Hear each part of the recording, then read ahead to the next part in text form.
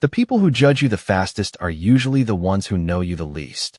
Every morning at exactly 7:15 a.m., Emily Carter walked through the glass doors of Brighton Financial wearing the same faded beige coat she had owned for nearly a decade. It didn't matter whether it was the middle of winter or a cool spring morning. The coat was always there, hanging loosely from her shoulders, making her look older than her 34 years. By now, most people in the office had stopped noticing it. Or maybe they noticed it so much that it had simply become part of who they thought she was. To them, Emily was the quiet woman from accounting. The woman with outdated clothes, sensible shoes, and a lunch packed in the same worn container every day. The woman nobody invited to happy hour. The woman nobody asked about her weekend. The woman nobody really saw. As she stepped into the elevator that morning, a pair of coworkers entered behind her. Their voices were low, but not low enough. "I swear she owns one coat," one of them whispered. The other laughed softly. "Maybe she's saving up for a second one." Emily stared at the glowing floor numbers above the door and said nothing. She had learned long ago that silence cost less energy than defending herself. When the elevator reached the 12th floor, she walked calmly to her desk, placed her bag beside her chair, and turned on her computer. Around her, conversations buzzed through the office. People discussed vacation plans, expensive restaurants, and online shopping purchases. Emily rarely joined those conversations, not because she disliked people, but because her life existed in a different world, a world that began before sunrise and ended long after dark. By 9 o'clock, most employees had settled into their routines. Emily was already finishing reports that weren't due until the afternoon. Numbers came naturally to her. Mistakes stood out to her immediately. More than once, she had quietly prevented costly errors without receiving credit. She never complained. Recognition was a luxury she had stopped expecting years ago. Shortly before lunch, her manager stopped by her desk and dropped a folder beside her. "Keyboard. Need this by 3, he said without even looking at her. Emily nodded. Of course. The manager moved on. A few desks away, another employee received the same assignment along with compliments about her recent presentation. Emily noticed, but didn't react. She had become skilled at pretending things didn't hurt. Still, there were moments when the loneliness crept in. Moments when she wondered what people saw when they looked at her. Did they see a tired woman with old clothes? Did they see someone who had given up? Or did they simply see someone who didn't matter? As the afternoon sunlight stretched across the office windows, Emily opened her desk drawer to retrieve a calculator. Inside sat a small photograph. A smiling little girl with bright eyes and blonde hair looked back at her. Instantly, the exhaustion in Emily's face softened. She touched the corner of the photo for a brief second before closing the drawer again. No one nearby noticed. No one knew why she worked through lunch most days. No one knew why she never bought new clothes. No one knew why every dollar mattered. And no one knew that the secret behind her worn coat was about to change everything. The following Monday, the atmosphere inside Brighton Financial felt different the moment Emily stepped through the front doors.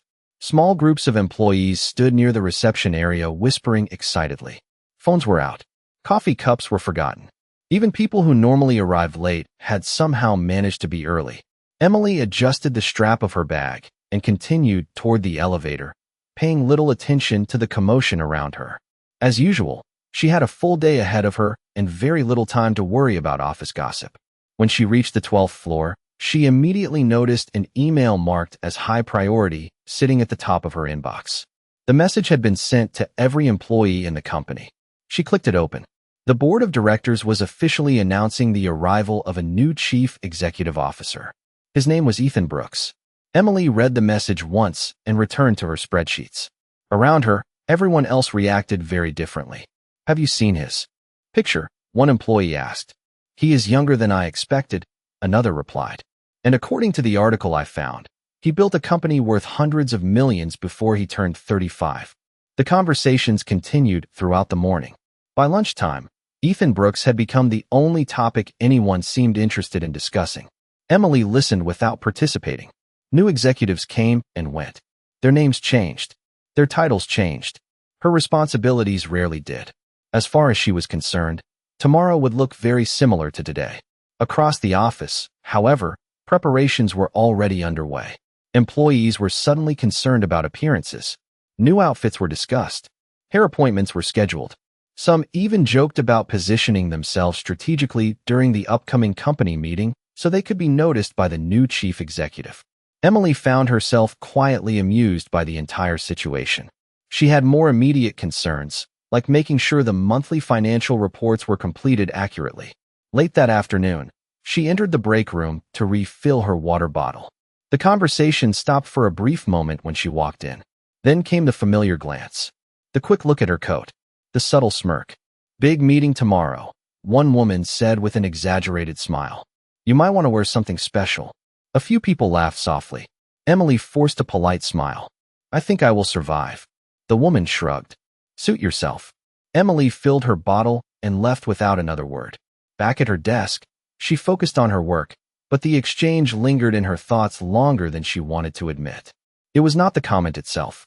It was the certainty behind it. The assumption that someone like her did not belong in important rooms. As evening approached, the office gradually emptied. One by one, employees packed their bags and headed home. Emily remained at her desk reviewing numbers under the glow of her monitor. Outside the windows, the city lights began to appear. She finally shut down her computer nearly 2 hours after most people had left. Before standing, she opened her desk drawer again and looked at the photograph of Lily. "Just a little longer," she whispered softly. A tired smile crossed her face. Then she grabbed her coat and headed toward the elevator, completely unaware that while everyone else was eagerly waiting to meet the new chief executive, Ethan Brooks had already arrived in the city earlier that day and was preparing to make an unannounced visit to the office the very next morning. Emily arrived 20 minutes earlier than usual the next morning, hoping to finish several reports before the office became chaotic. The plan lasted less than 5 minutes. By the time she reached the 12th floor, employees were already gathering near conference rooms and hallways, adjusting jackets, checking reflections in computer screens, and exchanging rumors about the new chief executive. The energy felt more like the first day of school than a normal workday. Emily settled into her chair, opened her laptop, and focused on her workload. Numbers were predictable. People were not. Around 9 o'clock, an announcement instructed all employees to gather in the main conference hall. Groans and excitement spread across the floor. Emily saved her work and followed the crowd downstairs. The room filled quickly. Employees positioned themselves strategically near the front. Emily chose a seat near the back wall, where she could listen quietly and return to work as soon as possible. A few minutes later, senior executives entered.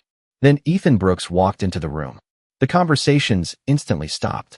He was taller than Emily expected, confident without appearing arrogant, dressed professionally, but without the exaggerated formality many executives preferred.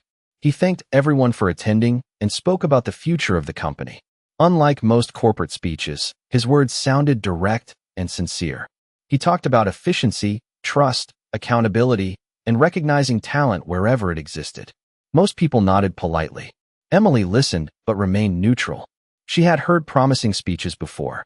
Actions mattered more than introductions.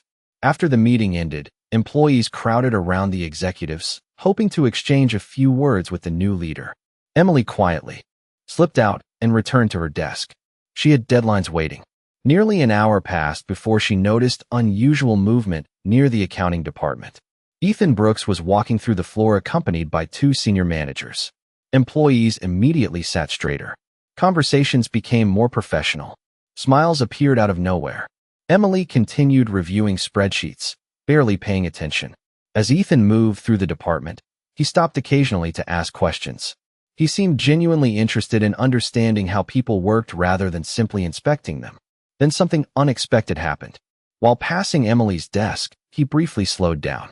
It lasted only a second, but his eyes landed on her workspace.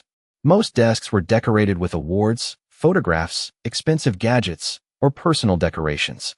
Emily's desk contained almost nothing except organized files, a calculator, and a coffee mug that had clearly seen better days. Ethan glanced at the stack of completed reports beside her keyboard and then continued walking. Emily hardly noticed. She was too focused on correcting a discrepancy in a financial statement. Later that afternoon, however, she became aware of something unusual. Several coworkers were discussing the new chief executive near the printers. One of them laughed and said, "Did anyone notice he looked right at Emily's desk?" Maybe he was trying to figure out what decade that coat came from. The group chuckled. Emily felt the familiar sting, but kept walking. Yet for reasons she could not explain, another detail lingered in her mind. Unlike everyone else who looked at her, Ethan Brooks had not smiled, laughed, or judged. He had simply looked. And somehow, that felt different. 3 days passed, and life at Brighton Financial slowly returned to its normal rhythm. The excitement surrounding the arrival of Ethan Brooks began to fade, replaced once again by deadlines, meetings, and endless spreadsheets. For Emily, very little changed. She still arrived before most employees and often left long after they were gone. The difference was that lately she occasionally caught herself noticing Ethan when he appeared on the floor. Not because she was interested in impressing him, but because he seemed different from the executives she had worked under before. He observed more than he spoke. He listened more than he interrupted. And unlike many people in the building, he did not seem obsessed with appearances. On Thursday evening, Emily was still working nearly 2 hours after the office had emptied. A major report needed to be completed before the next morning, and she wanted everything perfect before she left. The quiet office felt almost peaceful. The constant conversations, ringing phones, and office gossip had finally disappeared. Outside the windows, the city lights stretched across the skyline. Emily rubbed her eyes and glanced at the clock. It was later than she realized. She quickly finished her final review, saved her work, and shut down her computer. Just as she stood, her phone vibrated. The moment she saw the screen, her stomach tightened. It was a call from Lily's school after-hours program supervisor. Emily answered immediately. The woman's voice was kind but concerned. Lily was not feeling well and had developed a fever during the evening. Emily thanked her repeatedly and promised she was on her way. Panic immediately replaced exhaustion. She grabbed her bag and hurried toward the elevators. Her mind raced through possibilities. Lily rarely got sick. She hated leaving her daughter waiting. As she crossed the nearly empty lobby, she barely noticed another figure stepping through the main entrance. Ethan Brooks had returned unexpectedly after a dinner meeting to retrieve documents he had forgotten upstairs. He saw a woman rushing toward the exit with visible concern on her face. Before he fully recognized her, she was already gone. Emily drove directly to the school program facility on the other side of town. When she arrived, Lily sat quietly wrapped in a blanket. Her cheeks were flushed, but she smiled the moment she saw her mother. Emily knelt beside her and gently touched her forehead. The fever was obvious. Without hesitation, she carried Lily to the car and headed toward a nearby urgent care clinic. More than an hour later, after an examination, the doctor assured her that Lily would be fine. It appeared to be a common seasonal illness. Relief washed over Emily, though worry still lingered. She filled the prescription, picked up medicine, and finally returned home well after 10 o'clock. The next morning, Emily arrived late for the first time in months. Her eyes showed signs of very little sleep. As she quietly settled into her chair, several coworkers immediately noticed. One jokingly remarked that she finally looked as tired as the rest of them. Emily forced a smile and turned on her computer. What she did not know was that Ethan Brooks had reviewed employee attendance reports earlier that morning. Emily Carter's name stood out because her record was nearly flawless. Curious, he asked a simple question about why she had arrived late. Nobody had an answer. For the first time, he found himself wondering about the quiet woman in the old coat, whose story no one seemed to know. The question lingered in Ethan Brooks's mind longer than he expected. It was not because Emily Carter had arrived late. Employees were late every day. What caught his attention was that a woman with nearly perfect attendance, exceptional performance reviews, and a reputation for never drawing attention to herself had suddenly broken a pattern that had remained unchanged for years. Most people would have ignored it. Ethan did not. Over the next week, he found himself noticing things others overlooked. Emily was always the first person to volunteer for difficult assignments and the last person to take credit for completing them. Reports passed through her desk with remarkable accuracy. Projects stayed on schedule because of work she performed quietly behind the scenes. Yet during meetings, others often received recognition while Emily remained invisible. One afternoon, Ethan reviewed several years of internal performance records. The deeper he looked, the more unusual the situation became. Emily consistently ranked among the department's strongest employees. Her supervisors praised her reliability, discipline, and problem-solving abilities. Yet she had received fewer promotions than people with weaker records. When he asked one manager why, the answer was vague. Emily was dependable, they said. Emily was steady. Emily never pushed for advancement. The explanation felt incomplete. Meanwhile, Emily's life continued exactly as it had for years. Every dollar still followed a carefully planned destination. Rent, utilities, groceries, school expenses, medical costs, savings for Lily's future. There was never much left over afterward. New clothes rarely made the list. Personal luxuries almost never did. 10 years earlier, things had looked very different. Emily had graduated near the top of her class with dreams of building a successful career. She had imagined traveling, buying a home, and creating a stable future with the man she loved. Life, however, had followed a different path. After becoming a mother, every major decision gradually shifted away from herself and toward her daughter. Opportunities were postponed. Personal goals were delayed. Small sacrifices became larger ones. Then larger sacrifices became a way of life. Over time, she stopped noticing how much of herself she had placed on hold. One evening after work, Emily sat at the kitchen table helping Lily finish a school project. The fever had passed, and the little girl was smiling again. "Mom," Lily said suddenly, looking up from a sheet of colored paper. "When was the last time you bought something for yourself?" Emily laughed softly. "I buy things for myself." Lily tilted her head. "Like what?" Emily opened her mouth and realized she could not immediately think of an answer. The silence made Lily giggle. "See?" Emily smiled and gently brushed a strand of hair away from her daughter's face. "Maybe you have a point." Later that night, after Lily had fallen asleep, Emily folded laundry and prepared for the next workday. She picked up her familiar beige coat from the chair near the door. The fabric showed years of wear. The sleeves were slightly faded. Most people saw it as proof that she had given up on herself. What they never understood was that every mark on that coat represented a choice she had made for someone she loved more than herself. And while the entire office continued judging the woman they thought they knew, Ethan Brooks was becoming increasingly certain that the real Emily Carter was a story nobody had bothered to learn. The following week brought an unexpected change to the atmosphere inside Brighton Financial. What had once been harmless office gossip slowly transformed into something less pleasant. The reason was simple. People had begun noticing that Ethan Brooks occasionally asked questions about Emily Carter's work. He never asked personal questions. He never gave her special treatment.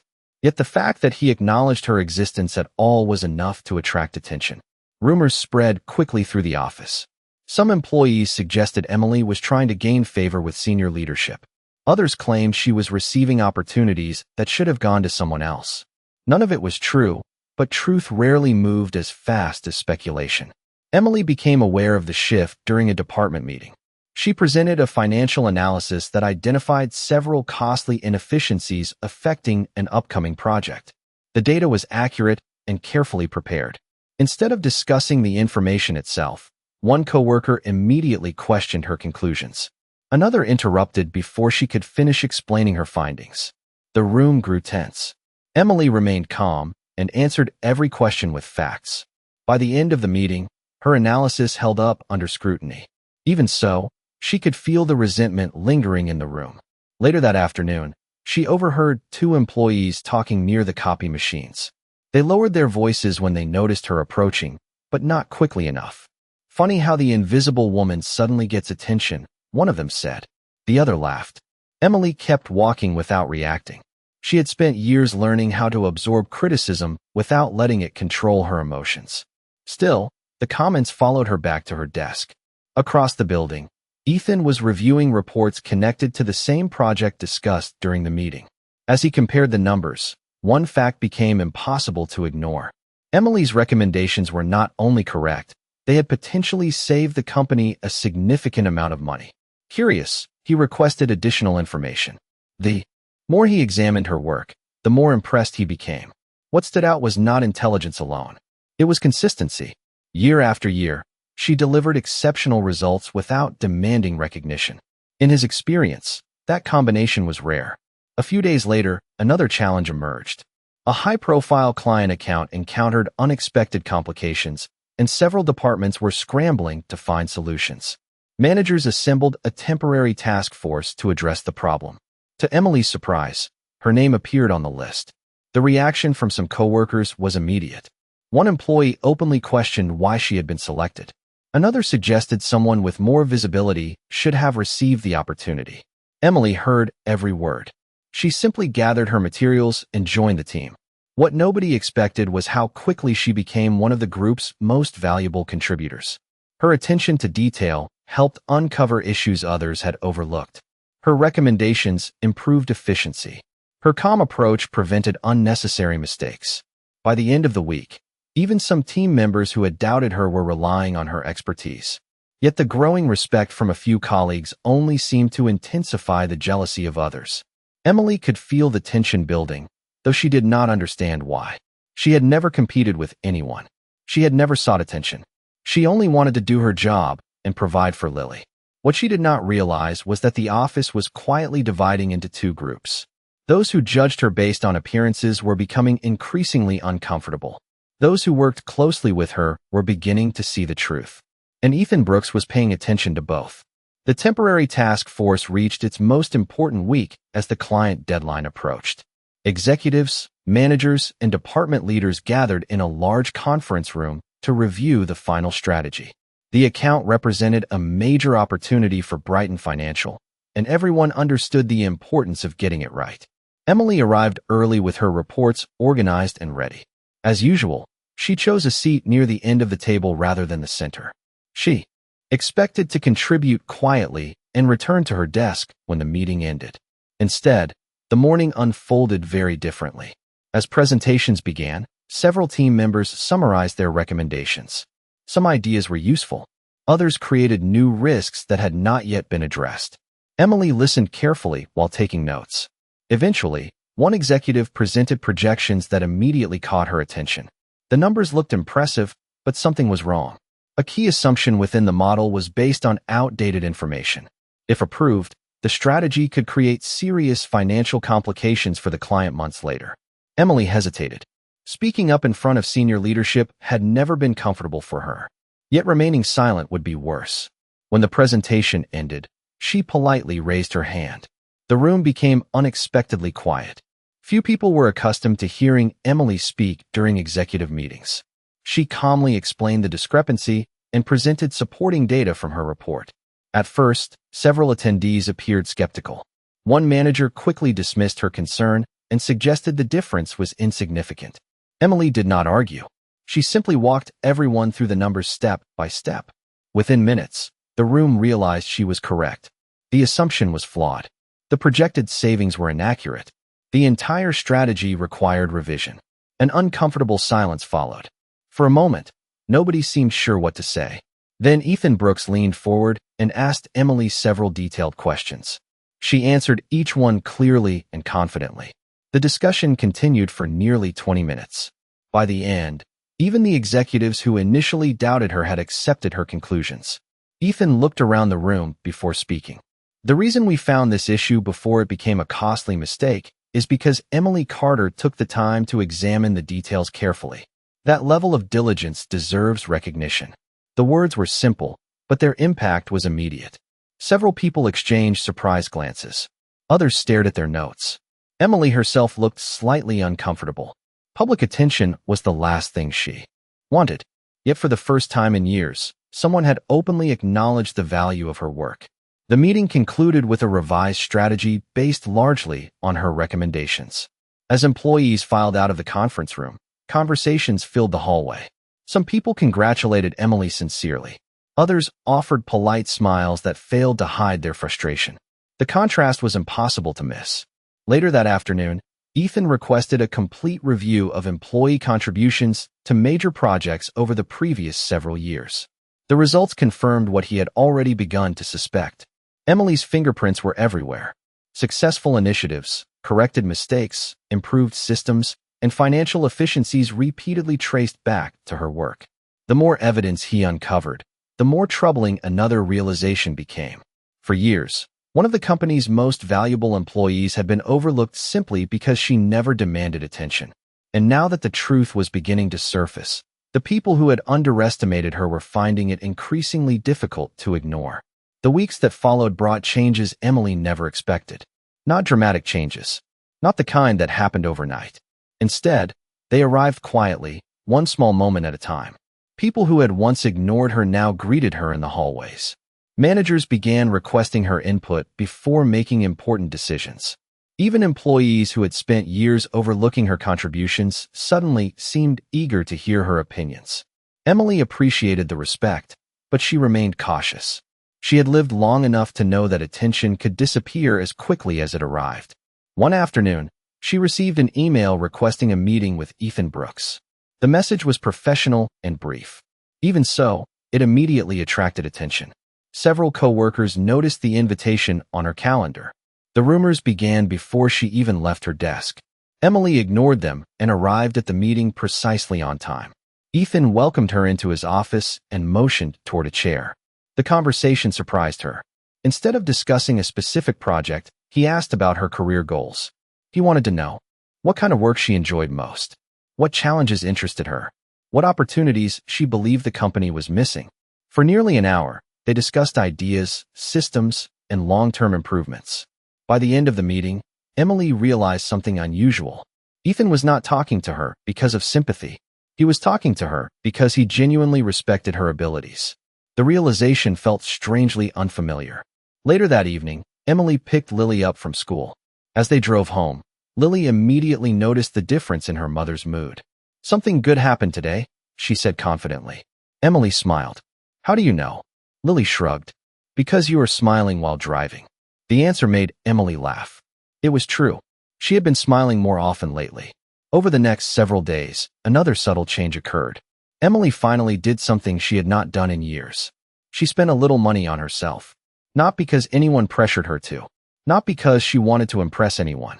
Simply because for the first time in a very long time, she felt she deserved it.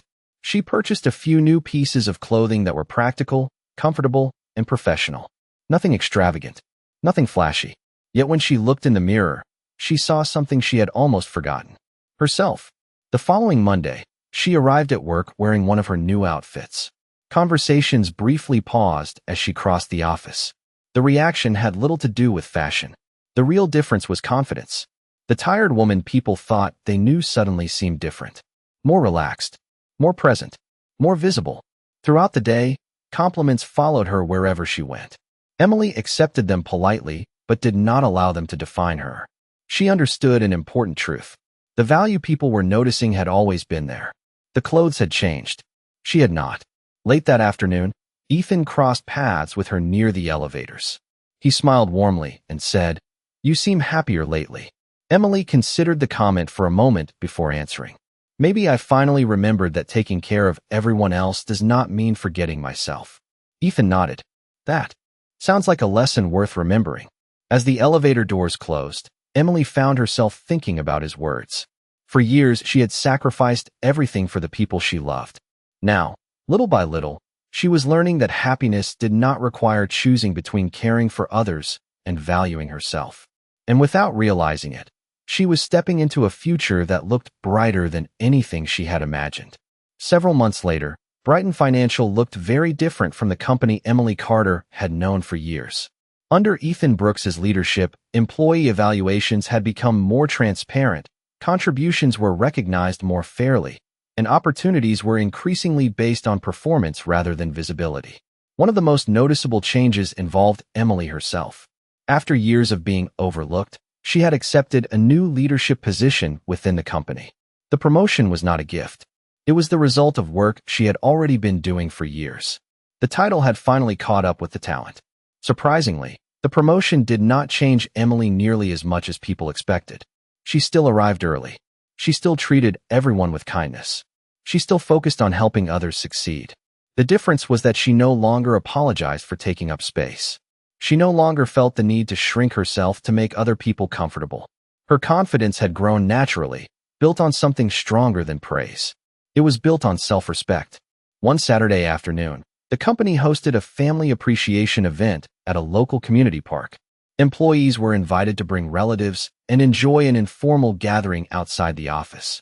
Emily almost declined. Crowded social events had never been her favorite activity. Lily, however, was excited from the moment she heard about it. By the time they arrived, Children were playing games across the lawn while employees mingled near picnic tables.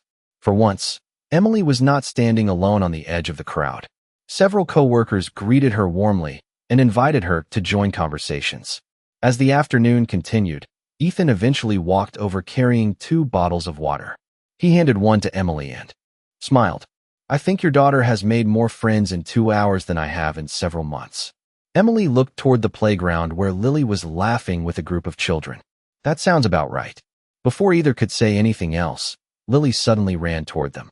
She stopped in front of Ethan and studied him carefully. "You are the boss, right?" she asked. Ethan laughed. "I suppose so." Lily nodded thoughtfully. "Mom says you listen to people." The unexpected comment caught both adults off guard. Ethan glanced at Emily before answering. "I try to." Lily seemed satisfied with the response. She smiled and ran back toward her friends. For a moment, neither adult spoke. Then Ethan quietly said, "She is a remarkable kid." Emily's eyes followed her daughter across the field. "She is the reason for everything." Ethan understood immediately. Over the months, he had learned enough to appreciate the sacrifices Emily had made. The long hours, the postponed dreams, the years spent putting someone else's needs first. What impressed him most was that she had never become bitter because of it. As the sun slowly began to set, Ethan looked at her and spoke with unusual sincerity. "The strongest thing about you was never your ability to endure difficult years. It was your ability to keep moving forward without losing who you are." Emily felt emotion rise unexpectedly in her chest. For years she had measured herself by what she lacked. More money, more time, more opportunities. Now she understood something she had missed. Her worth had never depended on any of those things. It had always been there. She smiled and looked toward the future with a sense of peace she had not felt in a very long time. The woman everyone once overlooked had not been rescued. She had simply been seen. And in the end, that changed everything.